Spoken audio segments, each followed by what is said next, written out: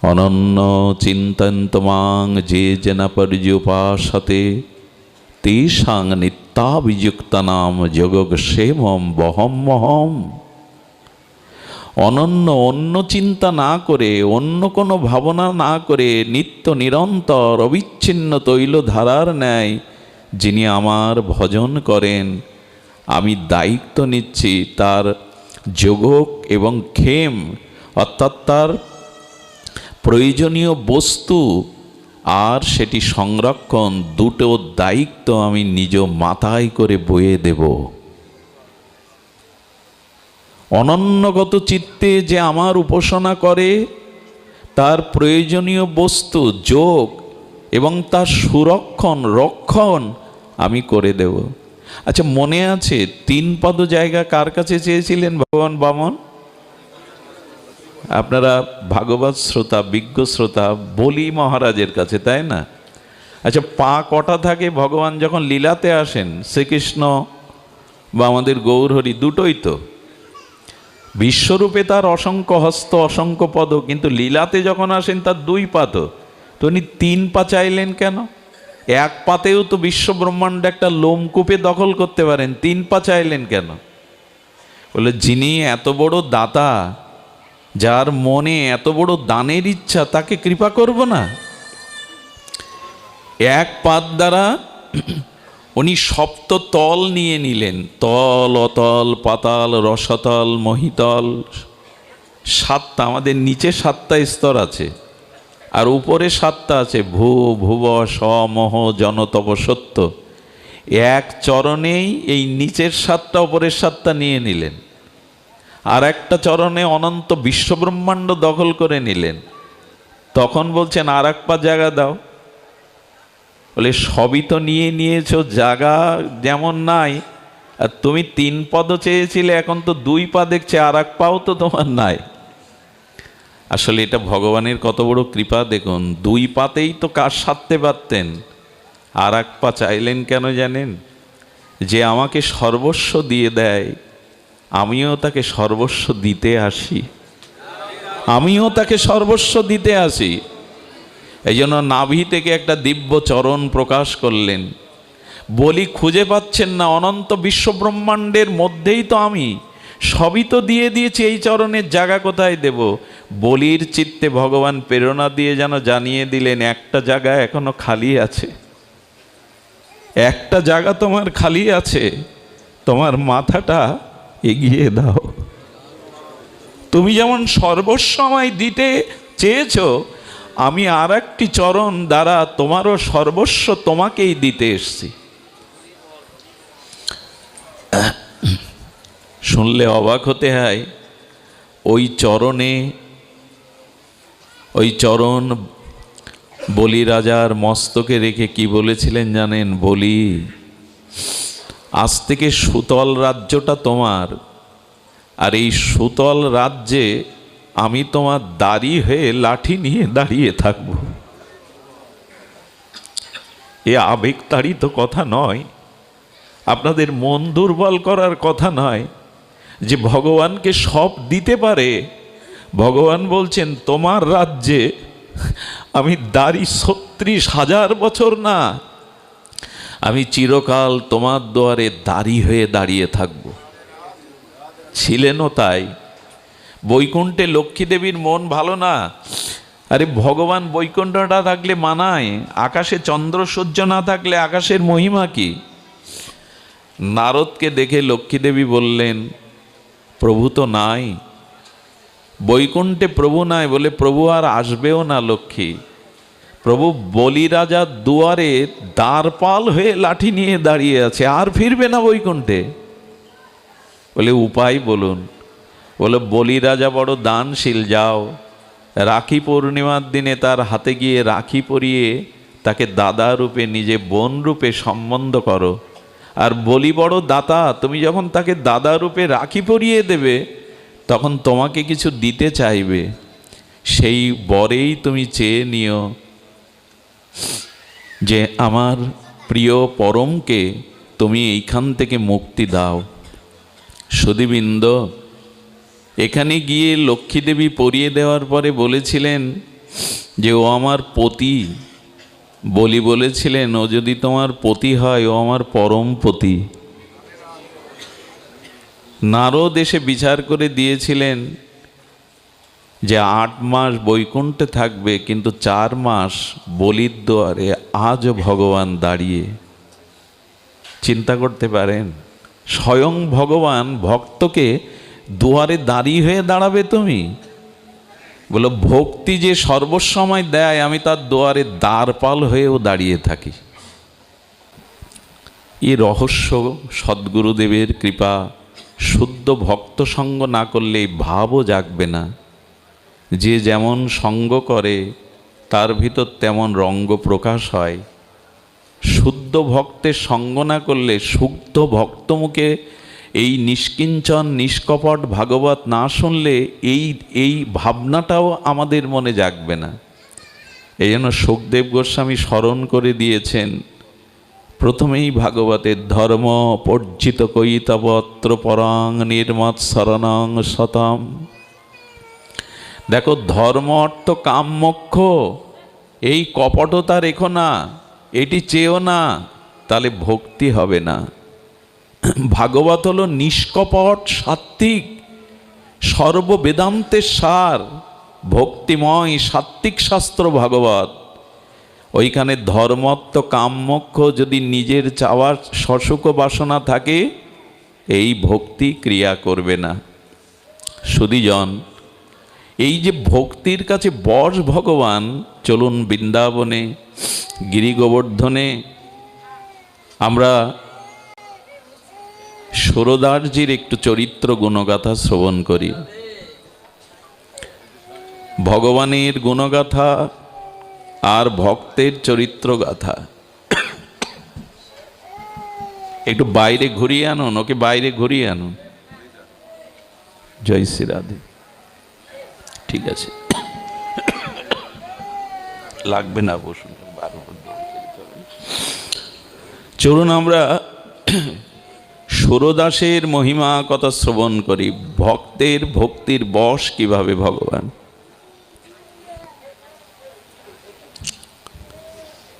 সুধীজন, এই সুরদাস ছিলেন পূর্বলীলায় ভগবত উত্তম ভক্তশ্রেষ্ঠ উদ্ধব মহারাজ। উনি রাধারানী গোপিকাদের চরণে প্রার্থনা করেছিলেন, বৃন্দাবনের একটি লতা করে জন্ম দাও। তোমাদের এই কৃষ্ণ অনুরাগের এক কণা যাতে আমার বুকে এসে পড়ে, তোমাদের মতো কৃষ্ণ অনুরাগ কৃষ্ণ সেবা যেন আমার চিত্তে সিন্ধুতে বিন্দু প্রকাশ হয়। এই উদ্ধব মহারাজই সুরদাস হয়ে, জন্মান্ধ সুরদাস হয়ে ব্রজে এসেছিলেন। তার সারাটি জীবন ব্রজেই ভজন করেছেন। আমাদের শ্রীনাথজির বন্দনা কীর্তন করে সেবা করেছে। খুব ধ্যান দিয়ে শুনুন। একবার বৃন্দাবনে গোস্বামী তুলসীদাস এলেন। গোস্বামী তুলসীদাসের পরিচয় অজানা নয় আপনাদের। রামচরিত মানস প্রণেতা বাল্মীকি এসেছিলেন আমাদের মহাত্মা তুলসীদাস গোস্বামী হয়ে। তুলসীদাস আরাধনা করতে রাম সীতার। কার আরাধনা করতেন? রাম সীতার। উনি একবার বৃন্দাবনে এলেন, কিন্তু বৃন্দাবনে কোনো মন্দিরে যান না। কেন যান না? এই দেখুন, ভজন নিষ্ঠা কাকে বলে। চানাচুর মুড়ি ঝালমুড়ির মতো তো নয় ভক্তি, যেখানে যা পাবো তাই স্বাদের জন্য করিয়ে নেব। এখানে ঝালমুড়ি ভালো লাগে মানুষের, বহু কিছু মশলা, কতটা কটু থাকে সামনে, এটা এটা ওটা ওটা দিতে দিতে বেশ ভালো লাগে। ভক্তি ভজন এরকম না, এই একমুখী হয়ে থাকতে হবে আপনাকে। যেখানে যান সেই রং ধারণ করেন, যার সঙ্গ করেন সেইভাবে মেতে ওঠেন, এরকম না। একটা অনন্য নিষ্ঠা থাকতে হবে। কথাটি যে কারণে বলছি সেই কারণটা এর মধ্যে নিহিত, শুনুন। উনি মন্দিরে যান না এই কারণে যে শ্রীধাম বৃন্দাবনে 84 ক্রোশ বৃন্দাবনে সবখানে মুরলীধারী শ্যামসুন্দর ত্রিভঙ্গ মুরলী বংশীধারী শ্যামসুন্দর যুগলের মূর্তি, কোথাও রাম মূর্তি নাই। কিন্তু ওনার উপাস্য তো রাম, শ্রীরাম। এই জন্য উনি যান না। একজন বলছেন আপনি বৃন্দাবনে এলেন, মন্দিরে যান না কেন? বললো মন্দিরে যেতে পারি, মাথা নোয়াতে পারি যদি রাম রূপে ধনুর্ধারী হয়ে উনি দেখা দেন। চিন্তা করেন কিভাবে ইষ্টনিষ্ঠা এদের। একটা মন কজনকে ভাগ দেবেন আপনি? কজনকে দেবেন? মায়েরা দেখবেন পুরানো দিনে শুষ্ক ওই যে সুয়ের, সোনামুখী সুয়ের ভেতরে সুতার জন্য সুতার আঁশ থাকলে ওর ভিতরে পরাতে পারত না। মায়েরা অনেক সময় গালের লালা দিয়ে ওই আঁশগুলো এক করে নিয়ে, তেমন আমার মন যদি বিভিন্নমুখী হয় অনন্য ভক্তি হবে না। এই দেখুন দৃষ্টান্ত। বলছেন আমি যাব কেন মন্দিরে? আমার উপাস্য তো রঘুপতি ধনুর্ধারী রামচন্দ্র, যদি ওই রূপে দেখা দেন তাহলে আমি যেতে পারি। একজন বলছেন আপনার তো ইষ্ট স্ফূর্তি সবখানেই হয়, যান না। শ্রীনাথজির মন্দিরে গিয়ে চোখ বন্ধ করে বললেন আমি জানি আমার রাম আর শ্যামে কোনো পার্থক্য নেই, কিন্তু তোমার ধনুর্ধারী শ্যামল রূপেই তো মন প্রাণ সঁপে দিয়েছি। সতী নারীর তো দুজন পতি হতে পারে না, সতী নারীর তো দুজনকে মন দিতে পারে না, সে একজনকেই মন দিয়ে আসে। আমি তেমনি তোমার চরণে রঘুনাথ মন দিয়েছি, যদি পারো বাঁশি ছেড়ে ধনুর্ধারী রূপে দেখা দাও। যেই বলেছেন শ্রীনাথজি বংশী ছেড়ে দিয়ে রঘুপতি রামচন্দ্র রূপে প্রকট হয়ে গেছেন, সঙ্গে সঙ্গে প্রকট হয়ে গেছে। একে বলে নিষ্ঠা। আমি মাঝে মাঝে আপনাদের একটা গল্প শোনাই, গল্প নয়, সেই একজনের বউ হারিয়ে গেছিল না, খুঁজে পাচ্ছে না, তো কৃষ্ণজির মন্দিরে গিয়ে বলছে ভগবান তুমি আমার বউ খুঁজে দাও, আমি তোমার এর উপর বাঁশি করে গড়িয়ে দেব। পূজারী বুঝতে পেরেছেন বউ খুঁজতে কৃষ্ণের কাছে এসছে, বলে এই বেটা, কৃষ্ণের বউ কখনো হারায়নি যে ও তোকে খুঁজে দেবে। বউ হারিয়েছে রামচন্দ্রের বনবাসে, রামের মন্দিরে যা। বলছে তাই তো, ভগবানের বউ তো হারায়নি, হারিয়েছিল সীতা দেবী। রাম মন্দিরে গিয়ে বলছে প্রভু আমার বউ 5 দিন পাচ্ছি না, আমার বউকে খুঁজে দাও, আমি রূপোর তীরধনুক গড়িয়ে দেব।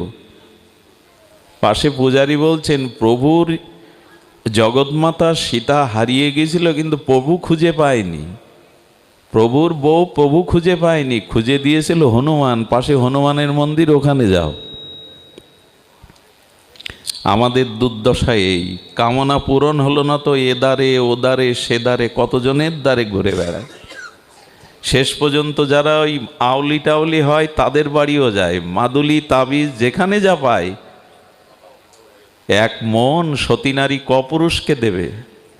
এই জন্য আমাদের ভক্তিটা নিষ্ঠা নাই, ওই একটাতেই পড়ে থাকুন, অনন্যভাবে তার চরণেই পড়ে থাকুন।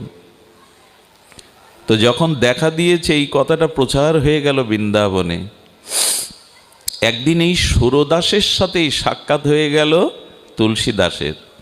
একটা মার্মিক কথা বলি, লিখে নিন, হৃদয়ে লিখে নিন। ভক্ত ভগবান যখন একত্রিত হয় তখন পরমানন্দ হয়। কি আনন্দ হয়? কিন্তু দুজন ভক্ত যখন একত্রিত হয় আর তাদের মধ্যে আলাপ হয়, দুজন সাধু, দুজন তো মহাত্মা, তখন অদ্ভুত আনন্দ হয়। ভক্ত ভগবান মিলিত হয়ে বাক্যালাপ করলে পরম আনন্দ হয়, কিন্তু দুজন সাধু নিষ্কিঞ্চন মহাত্মা যদি এক জায়গায় হয়ে হরিকথা আলাপন করে, প্রসঙ্গ করে, অদ্ভুত পরমানন্দ হয়।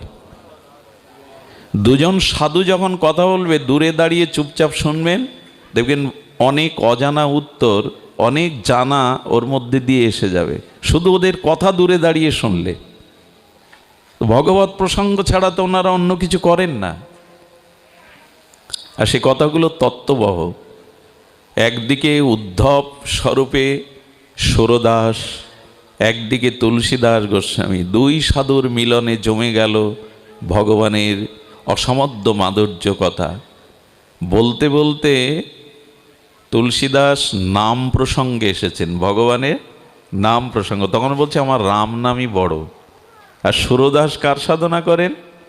শ্রী গোবিন্দেরই বৃন্দাবনে। উদ্ধব আর কাকে ডাকবে? তখন বলছেন গোবিন্দ নামের তুলনায় জগতে কোনো নাম জগতে কৃষ্ণ নামই শ্রেষ্ঠ। বংশী বট সে বট নেহি, নন্দ গাও সে গাও নেহি, কৃষ্ণ নাম সে নাম নেহি। নন্দ গায়ের মতো গ্রামে ত্রিভুবনে নাই, বংশী বটের মতো বট অনন্ত ব্রহ্মাণ্ডে নাই, আর কৃষ্ণ নামের ন্যায় নাম অনন্ত নামের মধ্যে আর নাই। দুজন বলছেন, এ বলছেন আমার রাম নাম শ্রেষ্ঠ, উনি বলছেন আমার কি শ্রেষ্ঠ, কৃষ্ণ নাম শ্রেষ্ঠ। দুজন যখন তুমুলভাবে এই নাম মহিমা নিয়ে বলেছেন, বলে পরীক্ষা হয়ে যাক, দাড়িপাল্লা আনো। দাড়িপাল্লার একদিকে তুমি কৃষ্ণ নাম নিয়ে বসবে, একদিকে আমি রঘুপতির নাম নিয়ে বসবো। যার দাড়ির নিচে হেলে যাবে ওজন বেশি, তার নামই শ্রেষ্ঠ। হয়ে যাক। দাড়িপাল্লা টানানো হলো। অনেক ভক্তরা দেখছে এই দুই মহাত্মার অপূর্ব লীলা রস। এখন দুইজন উঠেছে। ইনি কি বলে উঠলেন? সুরদাস, জয় গোপালজি। উনি গোপালের উপাসনা করেন, বাৎসল্য গোপালের, জয় গোপালজি বলে উঠেছেন। আর তুলসীদাস কি করে বলে উঠলেন? জয় সিয়ারাম। সঙ্গে সঙ্গে তুলসীদাসের দাড়িটা ভারী হয়ে গেল। লোকজন হর্ষধ্বনি জয়ধ্বনি এলো, রাম নামই বড়। তুলসীদাস খুব কষ্ট পেলেন। সারাটি জীবন অন্ধ হয়ে তোমার ভজন করে গেলাম, তোমার সাধন করে গেলাম, আজ আমাকে সকলের সামনে এভাবে তুমি তোমার নামের মহিমা প্রকাশ না করে আমাকে অপমান করলে। তোমার মুখও দেখব না। ভালোবাসা না থাকলে অভিমান আসে কারো প্রতি? যেখানে অনুরাগ ভালোবাসা, সেখানেই তো তোমার শ্রীনাথজির মন্দিরে প্রতিদিন যে ভোগ রাগ সিঙ্গার হতো, এই অন্ধ তো নয়, অন্তর্দৃষ্টি দিয়ে সেই পদ রচনা করে গাইতো সুরদাস। কি পোশাক, কি সিঙ্গার, কি তার নয়নের শোভা, চরণের শোভা, কি প্রসাদ উপকরণ দেয়া হয়েছে, সব কিছু অন্তর্দৃষ্টিতে দেখে দেখে পদ রচনা করে কীর্তন শোনাতো। আর এই কীর্তন শ্রীনাথজি রূপী আমাদের গোবিন্দ বড় ভালোবাসতেন। যখন দুদিন মন্দিরে যাচ্ছে না, ভগবানের কাছে অভিমানে যাচ্ছে না, ভগবানই গোপাল রূপে কাছে এসে গেছে। কি গো, আমাকে ভুলে কি করে আছো, আমাকে না দেখে কি করে আছো, বলো বেরিয়ে যাও। পারবেন তো? ভক্তিতে এই দেখুন ভগবান কিরকম বসান, বলতে পারবেন? রাধারানী মাঝে মাঝে বলতো, ওকে বের করে দে, ওর মুখও দেখবো না আমি।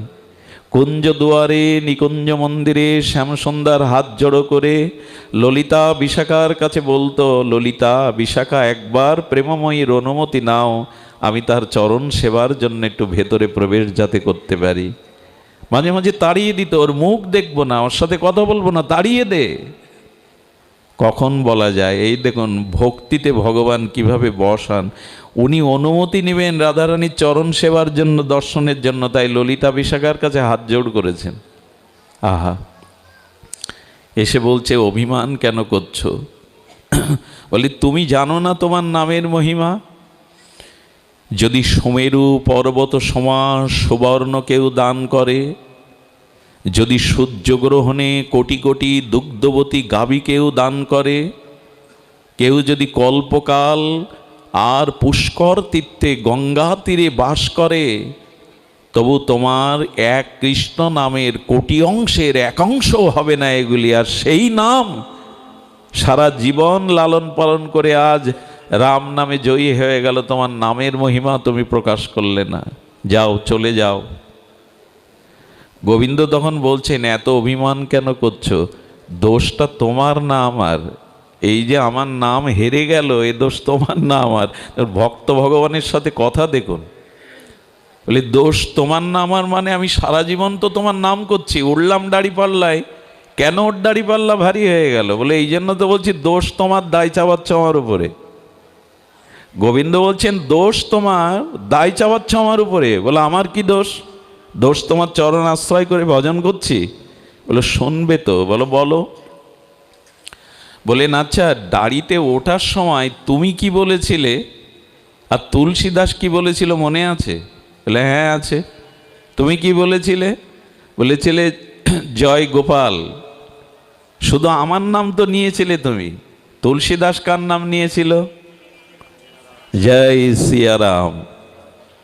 দেখো তুমি শুধু আমার নাম নিয়েছো, আর উনি জগল্লক্ষ্মী, লাদিনী, অধীশ্বরী, জানকী সাথে প্রভুর নাম নিয়েছেন। ওরা তিনজন, তুমি দুইজন, আরো হালকা পাতলা তুমি, তো তুমি পারবে কি করে? এ কথা শুনলে এত আনন্দ হয়, আর হৃদয় দিয়ে যারা চিন্তা করে, এই লীলাগুলো যারা মনে মনে দর্শন করে হরিনাম করতে করতে, তাদের কি আনন্দ হয়। বলেন, একে তো লিগলিকে পাতলা, তুমি অন্ধ, খাও তো এইটুকুনি প্রসাদ, আর তুলসীদাস কত মোটা সোটা, তারপরে তুমি নিয়েছো শুধু আমার নাম, ও নিয়েছে সীতাসহ রামের নাম, ওর দাড়িপাল্লা ভারী হবে না তো আমার হবে? বলে, তবে শুনে রাখো, যদি শুধু তুমি আমার নাম না নিয়ে তার আগে শ্রীজির নাম নিতে, রাধারানীর নাম নিতে, তবে এই দাড়িরই ওজন হতো। শ্রীকৃষ্ণ কেন বলে জানেন? এই শ্রীটা হলো মাধুর্যময়ী, প্রেমময়ী, রাধিকারী বাচক। শ্রী মানে মাধুর্য, আর মাধুর্যেরই প্রেমে মূরতি হলো সান্দ্রানন্দ লাদিনী অধীশ্বরী বৃষভানুনন্দিনী রাধা ঠাকুরানী। এই জন্য গোবিন্দের নাম বলছেন, যারা একা গোবিন্দের উপাসনা করে, রঘুনাথ গোস্বামী বলছেন, আমি তাদের মুখও যেন না দেখি। যারা একাকী গোবিন্দের উপাসনা করে এরা কপট, আমি যেন এদের মুখ না দেখি। বলে গোস্বামী তাহলে কি করবে? বলো, যারা রাধা সহ যুগল উপাসনা করে, মাধুর্যের উপাসনা করে, আমি তাদের চরণ জল করে পান করে মাথায় ধারণ করব, তারা তাদের মাথায় ধারণ করব। সুরদাস বুঝলেন, সত্যিই তো রাধারানীর নাম তো আমি নেইনি। আহা, অভিমান চলে গেল। বুঝতে পারলেন যে নাম নিতে গেলে শ্রীজির নাম আগে নিতে হবে। রাধা নামেই জয় জয় রাধা নাম, বৃন্দাবন যার ধাম, কৃষ্ণ শোকবিলাসের নিধি। হেন রাধা গুণগান, না শুনিল মোর কান, বঞ্চিত করিল মোরে বিধি। ঠাকুর নরোত্তম বলছেন, জয় জয় রাধা নাম, দুইবার জয় বললেন। কয়বার? জয় জয়। জয় হলো উৎকর্ষবাচক, বিজয়বাচক শব্দ। জয় জয় দুর্বার বললেন, কারণ কৃষ্ণ কৃপা পেতে গেলে, শ্যামের কৃপা পেতে গেলে, দেখুন আমরা সুখসারিটা তো এখন আমরা ভুলে গেছি। এই সব সুখসারির দ্বন্দ্বে এখন মা ঠাকুমারা গায় না। তো সুখ বলে আমার কৃষ্ণ মদন মোহন, সারি বলে আমার রায় বামে যতক্ষণ। কৃষ্ণ, তুমি শুধু মদন মোহন হতে পারতে, তুমি ভুবন মোহন হতে পারতে, মদন মোহন হতে পারতো না যদি প্রেমময়ী রাধারানী তোমার বামে না দাঁড়াতো। তুমি বিশ্বমোহন হতে পারো, ভুবন মোহন হতে পারো, মদন মোহন হতে পারবে না যদি রায় বামে না থাকে। এই জন্য আমাদের ভজনটা হলো যুগল ভজন। রাধা উচ্চারণ করলেই কৃষ্ণ তার পেছনে ছুটে যায়, এত প্রিয় রাধা নাম ভগবানের কাছে। কেউ যদি রা বলে, গোবিন্দ হা হয়ে তার দিকে তাকায়, কেন? তার পেছনে ছুটে নিজেকে তার কাছে বিক্রি করে দেব বলে। বলো, রা বলে যদি রাধা না বলে, রাজা বলে, রামমোহন বলে, রামনগর বলে, কৃষ্ণ তখন ব্যথা পেয়ে মুখ ফিরিয়ে নেয়, আমার রাধা নাম তো বলল না, প্রিয়াজির নাম তো বলল না। রাধা বললেই গোবিন্দ তার পিছনে ছুটে বেড়ায়, নিজের আত্মবিক্রয় করে দেবে বলে। এই জন্য সারা বিশ্বে আজ এই রাধা নামের মহামহিমা। সুরদাস বুঝলেন, সত্যিই তো ভুল আমার। সুধীবৃন্দ, সুরদাসের কিঞ্চিত আস্বাদন বলবার মতো আর শারীরিক, এটা বলাচ্ছেন আমি, শারীরিক যে অবস্থা, কণ্ঠই বলবার মতো উপযোগী নয়। কিন্তু হরিকথার এই একটা আবেশ, 103 জ্বর, কিন্তু ব্যাসাসনে হরিকথা বললে বরফ হয়ে যায়গা। এই হরিকথার সাক্ষাৎ একটি কৃপা শক্তি। যারা এখানে আছেন তারা যদি খুব মন প্রাণ হরিকথাতে দিতে পারেন, তবে আপনাদের বলবো, দেখবেন এখানে কোনো রোগ ব্যাধি, জরা ব্যাধি, চিন্তা, সাংসারিক চিন্তা আপনার আবেশ ফেলবে না। হরিকথার সাক্ষাৎ মহিমা। পুণ্য করলে ফলটা কত জন্ম পরে পাওয়া যায়, আর ভক্তি সাক্ষাৎ ফল প্রদায়নী, সঙ্গে সঙ্গেই ফল প্রদান করে, চিত্তের অপ্রাকৃত আনন্দ দিয়ে দেয়। তো সুরদাসের মহিমা শুনুন। সুরদাস মানে মধ্যাহ্নে যখন প্রসাদ পেতেন শ্রীনাথজির, গোপাল বলে একটা ছেলে ছিল, সেবা করতো বাবার, অন্ধ তো বাবা প্রসাদ পাওয়ার আগে তো কথা বলতো না, একটা জলের ঝাড়ি গ্লাস দিয়ে আসতো। এটা নিত্য নিয়ম ছিল গোপালের। কিন্তু গোপাল আজকে জল দিতে ভুলে গেছে। আর সুরদাস বাবা প্রসাদ পেতে পেতে কি হয়েছেন, গলায় এমন করে এক গ্রাস অন্ন আটকে গেছে, প্রসাদ সচ্ছে না, চিৎকার করে গোপালকেও ডাকতে পারছে না, কোনো রকমে গো বলে উঠেছে, সচ্ছে না, গলায় জলও পাশে নেই, অন্ধ সুরদাস। যেই গো বলে উঠেছেন, কি বলবো, সঙ্গে সঙ্গে গোবিন্দই গোপাল বেশে এসে জল হাতে ধরিয়ে দিল। শুধু হাতে ধরালো না, বাবা আমি দিচ্ছি তুমি পান করো তো। যেই জল পান করছে বলে, জল পান তো প্রতিদিন করি, এমন আস্বাদন জলের তো থাকে না। অমৃতের মতো আস্বাদন করে ওনার দেহে পুলক সাত্ত্বিক বিকার দেখা দিচ্ছে, হৃদয়ে বড় আনন্দ হচ্ছে। গিলাসটা ওখানে রেখেই গোপাল চলে গেছে। কিছুক্ষণ পর যখন প্রকৃত সেবক গোপাল এসেছে, বললেন এই জল তুই আজ কোথা থেকে এনেছিস? বলে, ও বাবা ক্ষমা করে দিন, আজ তো আমি আপনার জলের ঝাড়ি দিয়ে যাইনি দুপুরে।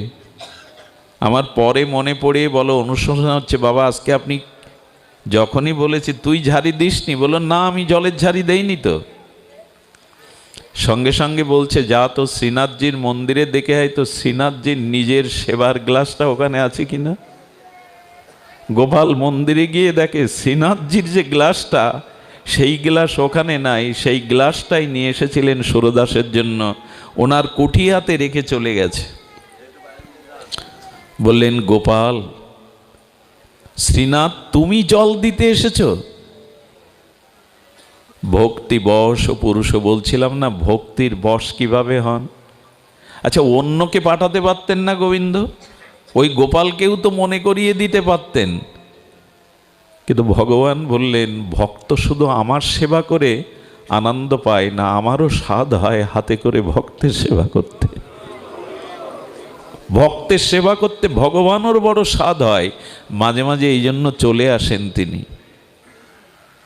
সেদিন বললেন, আর কষ্ট দিবি না কখনো, এক গ্লাস জল অন্তত, বলল প্রভু আর ভুল হবে না। ভুল হওয়াটাই তো ফুল হয়ে উঠল, ভুল না হলে এভাবে তিনি আসতেন। সুরদাসজির আর দুটি লীলা বলে বিশ্রাম করি, খুব অপূর্ব এই কথাগুলি, খুব হৃদয় দিয়ে অনুভব রাজ্যের কথা। আপনাদের মনে আছে তখন মোগল আমল, দিল্লীশ্বর আকবর তখন ক্ষমতায়।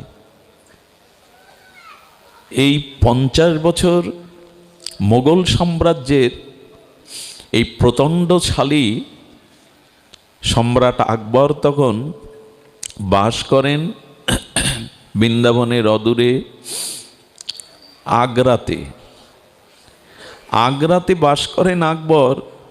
আকবরের একটু অনেকগুলো বিবাহের মধ্যে একটি হিন্দু রমণীকে তিনি বিবাহ করেছিলেন, নামটা আমার এখন স্মরণ আসছে না। তো হিন্দু সেই রমণীটি ছিলেন ব্রাহ্মণ তনয়া। ছোটবেলা থেকে ব্রজের আশেপাশে জন্মাতো, তার ভিতরে বিশুদ্ধ ব্রাহ্মণ কুলে এসেছিলেন। তো সেইটাই তো ভগবত প্রীতিটা তার ভিতরে ছিল। সম্রাট আকবর ওর রূপ গুণ, ওর সেবা মহিমায় এতটা আকৃষ্ট ছিলেন যে ওর স্বাধীনতায় বাধা দিতেন না। বলতেন, সম্রাট মাঝে মাঝে ব্রজ দর্শনে আমাকে যেতে দিতে হবে, মাঝে মাঝে ব্রজ দর্শনে আমাকে যেতে দিতে হবে। সম্রাট আকবর ওর রূপ গুণে মহিমায় এতটা মোহিত ছিলেন যে ওকে নিষেধ করতেন না। মাঝে মাঝে ব্রজে যমুনায় যেতেন, বংশীবটে যেতেন। একদিন যমুনা পুলিনে দেখে এক অপরূপ একটা মানে প্রস্ফুটিত শরতের পদ্মের মতো শোভামণ্ডিত একটা বালিকা দাঁড়িয়ে আছে, একাকী, পাশে কেউ নাই। তার মাধুর্য দেখে, তার বদন সৌন্দর্য দেখে মোহিত এসে বুকে এসে জড়িয়ে দিলেন। কে তুমি? এখানে তোমার মা, তোমার পিতা, তোমার আপনজনরা কোথায়? বললো, আমার কেউ নাই। সুধীবৃন্দ বুকে করে জড়িয়ে ধরলেন। আপন স্নেহে মনের ভিতরে জাগলো, আজ থেকে তুই আমার কন্যা। রাজপ্রাসাদে নিয়ে গিয়ে তাকে রাখলেন, কিন্তু এই সংবাদটা আকবরকে জানতে দেননি। তিল তিল শশীকলার ন্যায় ধীরে ধীরে একে মানুষ করতে লাগলেন। এই সুন্দরী মাধুর্য মূরতি যেন কোনো দেবলোক থেকে, কোনো অনন্ত মাধুর্য লোক থেকে নেমে এসেছে। একটু বড় হলো, কিশোরী হলো, ততদিন কিন্তু ঢেকে রেখেছেন। কারণ সবাই জানেন কেন ঢেকে রেখেছেন। আকবর যদিও সম্রাট, কিন্তু তার মধ্যে ভোগের বাসনা যায়নি। এই জন্য কন্যাকেও নিজের সন্তান কন্যা মনে করে মানুষ করলেও সম্রাটের সাথে পরিচয় দেননি। একদিন এই সম্রাটের স্ত্রী মুখ অন্ধকার করে বসে আছে। বালিকা এসে বলছে, মা তোমার মুখ অন্ধকার তো মানায় না, কেন, কি চিন্তা করছো? বললো, সম্রাট আগের মতো আর আমাকে ভালোবাসে না, আগের মতো আমাকে স্মরণও করে না। তার একটাই কারণ, আমার ভিতরে যে সৌন্দর্যটা সে দেখেছিল সেটা হয়তো এখন পাই না। মার এই ব্যথা মনে করে এই ব্রজ বালিকা, ওনার একটা বিশেষ গুণ ছিল, উনি সিঙ্গার করতে পারতেন। কোনো কোনো মেয়েরা সাজাতে পারে খুব সুন্দর, এই গুণটা ওর ছিল। ওই এমন করে ওর মাকে সাজিয়েছে, নিজেই আয়নাতে মুখ দেখে নিজেই মোহিত হয়ে যাচ্ছেন। ওই দিন সম্রাট যখন এনার মুখ দেখে অবাক হয়ে মাথা নত করে বলে, তুমি এখনো এত সুন্দর, এত মাধুর্যে ভরা তোমার বদন। আচ্ছা বলো তো, আজকে কে তোমাকে সিঙ্গার করেছে? যেটা এত বছর ধরে জানান দেয়নি, বলতে হলো, আমারই এক কন্যা, তোমারই সে সন্তান হয়। বলো তাকে দেখাও। বলো তার কাছে যেতে পারবে না, আমি দূর থেকে পর্দাটা সরাচ্ছি, তাকে দেখো। যেই ওকে দেখেছে, আসলে কে জানেন এই বালিকা? এই বালিকা ললিতা সখী। কেন এই বালিকা রূপে এসেছেন আপনাদের পরে বলছি। উদ্ধব মহারাজের সাথে একবার ললিতাজির একটা বিষয় নিয়ে মতবিরোধ দেখা যায়। তখন দুইজন অভিশাপ নেন যে আমরা অন্য কোনো রূপে এই ব্রজে জন্মাবো, আর যেদিন আমাদের দুজনের সাথে দেখা হবে সেদিন এই রূপ ছেড়ে আমরা নিত্যলীলায় নিত্যরূপে ফিরে যাব। ললিতা, এই ললিতা রাধারানীকেই তো সিঙ্গার করেন। যেই রূপ দেখেছে, বাদশা বলছে এই রূপ জগতে কারো হতে পারে না। কিছু মনে করবেন না, আপনার কথাবার্তা আচার আচরণ কেমন হবে? আচ্ছা, যার যে দান করে, যে দান করে, কি দান করে? তার কাছে যা আছে তাই তো দান করে। বোঝা যায় কথা? আপনাকে যে দান করছে, যে দ্রব্য দান করছে, জানতে হবে তার কাছে তাই আছে বলেই তো দান করছে। ঠিক তেমনি ঘোলা জলের থেকে যদি জল নিতে চান, পরিষ্কার জল পাবেন? তা আপনার ভেতরে যা আছে তাই আপনার চাউনিতে, আচার ব্যবহারে, আপনার চরিত্রে প্রকাশ হয়। এই জন্য লোক দেখানো ভাবটা যেন আমরা কখনো না দেখাই। আমাদের আসলে ভেতরে যা আছে তাই প্রকাশ হয়, ওটা রেখে দেওয়া যায় না, ওটা ঢেকে রাখা যায় না, ওটা কপটতা করে, ছলনা করে বেশি দিন আটকে রাখা যায় না। এই জন্য ভেতরের ভাবটা যার যেমন, ও ললিতা সখীর মাধুর্য নিয়ে এসছেন, ওকে দেখে সম্রাট আকবরের ভিতরে বাসনা জেগে গেল। বলল, ওকে আমি বিবাহ করতে চাই। যেই ওর দিকেই কামনার দৃষ্টি দিয়ে তাকিয়েছেন, সঙ্গে সঙ্গে মানুষের গায়ে আগুন লাগলে যেমন গা জ্বলে পুড়ে অঙ্গার হয়ে যায়, উনি ছটপট করতে লাগলেন। দিল্লি থেকে কত রাজ কবিরাজ এনে বললেন, এই রোগ দিতে হবে না, এই রোগ আমরা নির্ণয় করতে পারছে না, এ কোনো দৈব ঘটনাক্রমে অপরাধে ঘটেছে, কবিরাজ ডাক্তার ফেল। আমি একটা অনুরোধ করব এখন হাত জোড় করে, আর আপনারা এই কথাটা নিয়ে যাবেন। কোনো শুদ্ধ ভজনশীল মহাত্মা বা ভক্তিবতী মা বা ভক্তির আধার আশ্রয় যারা আছে, সাধু মহাত্মা, এদের দিকে কখনো কুভাবনা নিয়ে দৃষ্টি বা ব্যবহার করবেন না। সে অভিশাপ কিন্তু আপনি ডাক্তার কবিরাজ দিয়ে ঔষধ দিয়ে সারতে পারবেন না। একে বলে মহৎ অপরাধ। কোনো সাধু, শুদ্ধ ভক্ত বা কোনো শুদ্ধ ভজনশীল রমণী মা, এদের প্রতি যখন আপনার কোনো ভোগের দৃষ্টি আসবে, অপরাধের দৃষ্টি আসবে, খুব আপনি লিখে নিন, বাক্য দিয়ে যদি অহেতুক কাউকে অপমান করেন আপনি বিনা কারণে, ওই অপমানটা খুব দ্রুত আপনার কাছে ফিরে আসবে। শরীর দিয়ে যদি কোনো পাপ করেন, সাথে সাথে না ফিরে এসে কিছুদিন পরে, আসলে মানুষ অন্যের ক্ষতি করে না, করে নিজের ক্ষতি। মনে করে অন্যের ক্ষতি করছি, কিন্তু ক্ষতি করে সে। মানুষ অন্যকে অপমান করে না, অপমানটা সে নিজেকেই করে। এই ভাবনা আসলে আর এই দৃষ্টিগুলো থাকবে না। এই জন্য কারো প্রতি যারা ভজন করেন, বিশেষ করে ভগবানের চরণাশ্রয় করেন, এদের প্রতি যদি কোনো অপরাধ দৃষ্টি এসে যায়, সে ফল সঙ্গে সঙ্গে ক্রিয়া করবে আগুনের মতো। ওনার গাত্রদাহ যখন হলো, সমস্ত রাস কবিরাসরা যখন বললেন এটা দৈবকৃত কোনো পাপের ফল মহারাজ, এটা আমাদের হাতে ঔষধ নেই, সত্যিই থাকে না। আমরা কবে আর সতর্ক হব? কবে আর আমাদের দৃষ্টির শুদ্ধতা হবে? এই জন্য পূজা পার্বণ হিন্দুদের, সনাতন হিন্দুদের যেখানে হয়, আমাদের যেতেও কষ্ট হয়। কিভাবে অশ্লীল গান বাজনা, কিভাবে সেখানে গানের কনসার্ট হয়, ওইখানেই তো আমার মায়েরা, মেয়েরা যায়, বাবারা যায়। বলুন তো, ওই গান বাজলে ওই জাতীয় পরিবেশে কারো চিত্ত সাত্ত্বিক থাকে? পূজার পরিবেশ এমন হওয়া উচিত। পূজা উপলক্ষে আমরা কত অশ্লীল গান বাজনা নৃত্যর আয়োজন করি। আমাদের আসলে কোথাও না কোথাও আমরা এগিয়ে যাচ্ছি বলি বটে, কিন্তু আমার মনে হয় আমরা অনেকটা পিছাচ্ছি সংস্কৃতির দিক দিয়ে। আমাদের একে তো বর্তমান কাল কবলিত সময়, এই সময় মানুষ বাঁচতে পারবে না, তার সাত্ত্বিকতা ধরে রাখতে কষ্ট হচ্ছে। তারপরেও যদি পরিবেশ আমরা ভোগের তৈরি করি, আমাদের আর উপায় কি বলতে পারেন? এইখানে এখন দেখুন, হৃদয় দৃষ্টি দিয়ে দেখুন, এখানে কারো মনে এখন কুভাবনা জাগবার, উদয় হওয়ার সম্ভাবনা নাই। এরই নাম সাধু সঙ্গ, এরই নাম ভাগবত।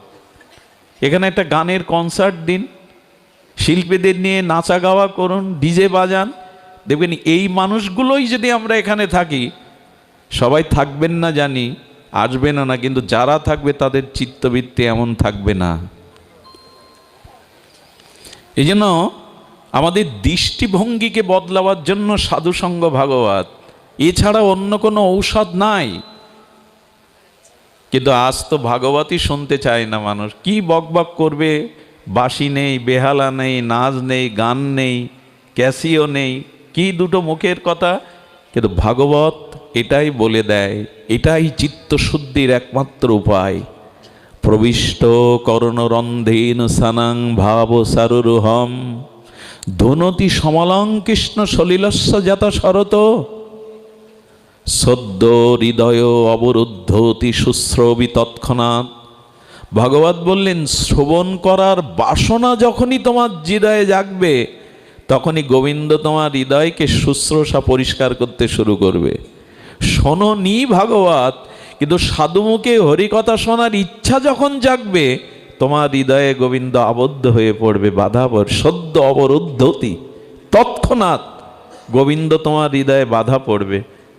আমি শুনতে আসিনি, কিন্তু সকালে মনে করেছি আজ শ্রী শ্রী মনসা মন্দিরে ভাগবত শুনতে যাব। ওই সময় গোবিন্দ আপনার হৃদয়ে বাধা পড়ে গেছে, যে তোমার হৃদয় আশ্রয় করে আজ আমি সাধু সঙ্গে হরিকথা শুনতে যাব। এটা ভাগবত বলছেন, সদ্য হৃদয় অবরুদ্ধতি শুশ্রবি তৎক্ষণাৎ, আমি তোমার হৃদয় শুদ্ধ করে দেব। সম্রাট আকবরের জীবনে অনেক মহতের সঙ্গ পেয়েছিলেন। একটা আশ্চর্য জিনিস, উনি সনাতনের দেখা পেয়েছিলেন। সম্রাট আকবরের ইতিহাস পড়ে দেখবেন অনেক এই জন্য মনে হয় 50 বছর ভারতের শাসনে ছিলেন উনি। এবার নবরত্নও ছিল। আপনাদের মনে আছে বীরবলের কথা? বীরবল বললেন, মহারাজ অলক্ষ্যে আপনার কোনো অপরাধ হয়ে গেছে, স্বীকার করুন আর না করুন, আর এই ওষুধ একমাত্র সাধু কৃপা, সাধুর চরণ ধুলি, এছাড়া কোনো উপায় নাই। এছাড়া কোনো উপায় নাই। যদি কারো প্রতি কোনো বৈষ্ণব অপরাধ হয়, তার চরণ ধুলি আর তার চরণেই ক্ষমা প্রার্থনা করবেন, না হলে তো নিষ্কৃতি নাই। শুনুন, সাধুর চরণে অপরাধ করলে, ভক্তের চরণে অপরাধ করলে ভক্ত আপনাকে অভিশাপ দেবে না, কিন্তু ভক্তের চরণ ধুলি আপনাকে ক্ষমা করবে না। এই জন্য যদি কারো কথায়, বাক্যে, আচরণে অপরাধ হয়, তার সামনে অবনত মস্তকে তার চরণ ধুলিতে ক্ষমা চাইবেন, না হলে কিন্তু খেসারত দিতে হবে। সম্রাট আকবর বুঝলেন, রাজ কবিরাজও যখন আমার এই দাহ নিবারণ করতে পারছে না, আমি ওর দিকে কামনার দৃষ্টি দিকে তাকিয়েছিলাম, এই সুরদাসকেই ডাকা হলো। ধ্যান দিয়ে শুনুন, সুরদাস যখন এসেছেন, বীরবল কৃপা করে অনুরোধ করে সুরদাসকে ডেকেছেন। সুরদাস বলছেন, মহারাজ, ঔষধ তো আপনার ঘরেই আছে, যার প্রতি কুদৃষ্টি দিয়েছেন তার চরণে আর ক্ষমা প্রার্থনা করে তার চরণ ধুলি অঙ্গে মাখুন। কন্যাটিকে তার মা আনলেন। সম্রাট আকবর এই দাহ থেকে নিষ্কৃতির জন্য তার চরণে পড়ে ক্ষমা প্রার্থনা করেছিলেন এবং নিজের মনোভাবটা পরিবর্তন করেছিলেন। সঙ্গে সঙ্গে তার দাহ চলে গেল। আর সুরদাস তো অন্তর্দৃষ্টি দিয়ে দেখল কে, তখনই বলল, সুরদাস, আমি ললিতা, তোমার সাথে আমার কথা ছিল, যেদিন দুজনার সাক্ষাৎ হবে সেদিন আমি নিত্যলীলায় চলে যাব। সঙ্গে সঙ্গে কি করেছিল জানেন? যোগাগ্নিতে, অর্থাৎ যোগের দ্বারা, দৃষ্টির দ্বারা অগ্নি প্রজ্বলন করে অগ্নিতে আহুতি দিয়েই ললিতা তার নিত্যলীলায় চলে গিয়েছিলেন এই শরীর ছেড়ে। সুরদাস যাননি, যাওয়ার কথা ছিল। সুরদাস আরও কিছুদিন ছিলেন। কিসের জন্য শুনুন। আহা, কেন ছিলেন জানেন? আপনার আমার মতো পতিতকে, আপনার আমার মতো বিষয়ী লোককে একটু ভক্তি দান করবে বলে। উনি শ্রীনাথজির মন্দিরে যেখানে ভজন করতে যেতেন, ওই শ্রীনাথজির মন্দিরে, অর্থাৎ গিরি গোবর্ধনের পরিক্রমা মার্গে শ্রীনাথজির মন্দিরের তলে একটা মুদি দোকানদার ছিল। তো উনি কি করতেন, যারা উপরে দেখতে যেত শ্রীনাথজিকে, ভগবানকে, তারা এসে এসে তাদের কাছে ডেকে শুনতো আজ কি পোশাক পরা, আজ কি ভোগ রাগ দেওয়া। এখন উনি ওই বর্ণনা করে খরিদ্দার আনতেন। আরে আসে এসেও শ্রীনাথজি আজকে এই হলুদ রঙের পোশাক পরেছেন, এই তার ভোগ হয়েছে, এই ভোগের উপাচার, এভাবে বর্ণনা করলে বলে নিনি তাহলে প্রতিদিন প্রতিক্ষণে মনে হয় দেখতে যান শ্রীনাথজিকে। এই জন্য ওনার দোকানে ভিড় জমে গেল। একদিন সুরদাস বলছেন, প্রভু, বৃন্দাবনে যার জন্ম আর তোমার মন্দিরের পতাকা তলে যে বাস করে, সে লোককে ঠকাচ্ছে, তোমাকে দেখে এসে বর্ণনা করে, অথচ সে কোনোদিন তোমায় দেখতে যায়নি। বলো, বাবু, আমার সাথে চলো, যার বর্ণনা করে টাকা পয়সা জোগাড় করছো, একবার তাকে দেখবে, চলো। বলেন, ঠিক আছে বাবা, বলছেন, আমি কালকে যাব, সিঙ্গার আরতির সময় যাব, কিন্তু কাল আর আসে না। বলি, সন্ধ্যাবেলায় যাব। বাবা আবার আসেন। আচ্ছা, আমাকে আপনাকে কেউ বললে আমরা তার কাছে যেতাম। এই হলো সাধু। সাধু হৃদয়টা হলো নবনীতের মতো নরম। পরের দুঃখে, পরের কল্যাণের জন্য যে অপমান সহ্য করেও বারবার ভক্তের জন্য, মানুষের জন্য প্রার্থনা করে। সাধু পোশাকে আশাকে নয়, পরহিতের জন্য যার জীবন উৎসর্গ, তিনিই সাধু। নবনীত যেমন সূর্যের তাপ লেগে গলে যায়, আর সাধু অন্যের দুঃখ দেখলে, অন্যকে ভগবত বিমুখতা দেখলে তার হৃদয়ে ব্যথা ওঠে। কেন এই জীবটা তোমার চরণে যাবে না, তোমার ভজন করবে না? বলো, সন্ধ্যায় চলো, বলে এখন লক্ষ্মীর প্রদীপ জ্বালিয়েছি, গেলে লক্ষ্মী ছাড়া হয়ে যাব, এইসব অজুহাত দেখাতেন। আর প্রতিদিন সুরদাস প্রার্থনা করতেন, শ্রীনাথ, তোমার চরণতলে আছে, তোমারই পাশে বাস করে, একবার তাকে কৃপা করো। এইভাবে বলতে বলতে একদিন সুরদাস বলছে, শোনো, আমি এই মুহূর্ত আমার গানের দ্বারা, জানো তো, আমি পদ রচনা করে শ্রীনাথকে শোনাই। আমি পদ রচনা করে লোক জোগাড় করে বলবো যে তুমি একদিনও শ্রীনাথকে দেখনি, অভিনয় করো, লোক মুখে শুনে এই ব্যবসা চালিয়ে যাচ্ছ, তোমার কিন্তু আর কেউ আসবে না এখানে। এখন নিজের স্বার্থে টান পড়লে তো সমস্যা। বাবা, এটা বলবেন না, আমাকে ধরা পড়ে যাবো, আমার ব্যবসা লাটে উঠবে। বলি, তাহলে চলো। আচ্ছা, এইভাবে যদি বারবার আপনাকে আমাকে কেউ ফিরিয়ে দিত, তাকে ডাকতাম। চলো ভগবান দেখবে।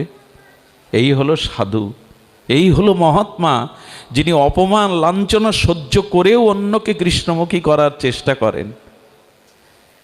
সুধীজন যখন বললে বাবাজির কথা না রাখলে তো সর্বনাশ, তখন কি করেছে জানেন? তারপরেও ওর মন চাইছে না। সেদিন চরণে গিয়ে লুটিয়ে পড়েছে, শ্রীনাথ আমার চোখের জলের কোনো মূল্য নেই তোমার কাছে, তুমি ওকে কৃপা করবে না? তোমার কৃপা না হলে জীব তোমার ভজনমুখী হয় না, তোমার চরণমুখী হয় না। শ্রীনাথজি প্রকট হয়ে কি বললেন জানেন? ওকে তো আমি সেই দিনই গ্রহণ করেছি, সেই দিনই আমার হৃদয়ে আমি ওকে করে নিয়েছি। বললো দেখা দাওনি, সে এখনো চরণে আসেনি। কোন দিন? বলে যেদিন তুমি ওকে স্বীকার করেছো সেই দিন আমি ওকে হৃদয়ে নিয়ে নিয়েছি, যেদিন তুমি ওকে স্বীকার করেছো। আহা, একটা কথা বলি, ভগবানের কোনো প্রিয় ভক্ত যদি আপনার জন্য ভগবানের কাছে প্রার্থনা করে, ভগবান বললেন সেই দিনই ওই ভক্তের প্রার্থনার জন্য আমি তাকে আমার করে স্বীকার করে নিই। শুদ্ধ ভক্ত ভগবানের কাছে যদি কোনো প্রার্থনা করেন আপনার জন্য, বলেন সেই দিন তো আমি ওকে স্বীকার করেছি যেদিন তুমি ওকে স্বীকার করেছো।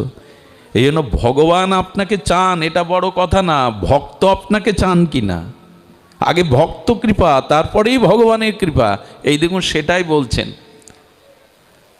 আগে হরিদাসের কৃপা, তারপরে তো লক্ষ্য হীরাপতিতা ভগবানের কৃপা পরে পাবে। আগে হরিদাসের কৃপা, আগে ভক্তের কৃপা, আগে ভগবানের কৃপা নয়।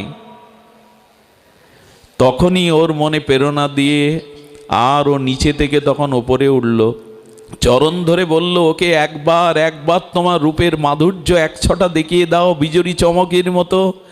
শ্রীনাথজি তার অনন্ত মাধুর্য প্রেমরূপের ছটা বিজুরি চমকের মতো ওকে দেখালেন।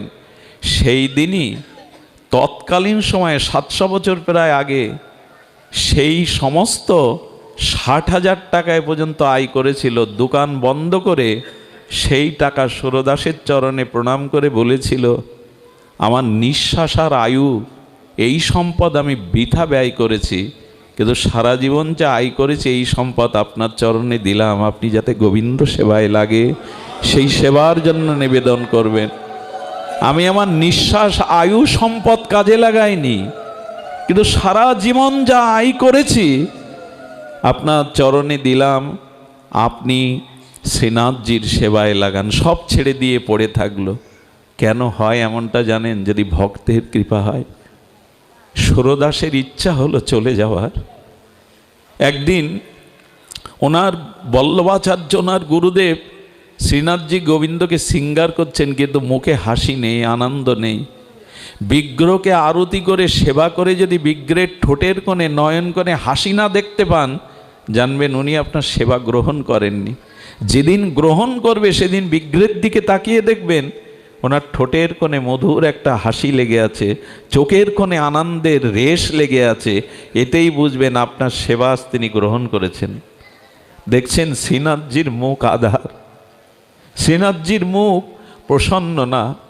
গুরুদেব ভাবলেন প্রতিদিন তো সিঙ্গার গুণকীর্তন করে সুরদার, আর সুরদার আছেনি, তাই মনে হয় আর শ্রীনাথজির মুখে ভগবানের মুখে হাসি নেই। ভক্ত না দেখলে ভগবানেরও ভালো লাগে না, তার মুখে হাসি ফোটে না। সুরদাস জগৎ থেকে বিদায় নেবেন, আনা হলো মন্দিরে। শ্রীনাথজির চরণ বুকে জড়িয়ে ধরে বললেন প্রভু আমার সংকল্প ছিল আমি 1.25 লক্ষ তোমার পদ রচনা করে তোমাকে শোনাবো। 1 লক্ষ লেখা হয়েছে, কিন্তু 1.25 লক্ষ অর্থাৎ 25,000 শ্লোক এখন আমি সমাপ্ত করতে পারিনি। শ্রীনাথজি বললেন সুরদাস ভক্তের কোনো মনের ইচ্ছা আমি অপূর্ণ রাখি না, খাতা খুলে দেখো ওই 25,000 আমি নিজেই পদ তোমার হয়ে রচনা করে দিয়ে এসেছি, তুমি খাতা খুলে দেখো। এই 25,000 পদ স্বয়ং ভগবান, যেমন জয়দেবের গীত গোবিন্দের দেহি পদপল্লব মোদারাম, গোবিন্দ নিজে জয়দেবের বেশে লিখে গিয়েছিলেন গীত গোবিন্দ। 25,000 ভক্তের ইচ্ছা অপূর্ণ রাখেন না।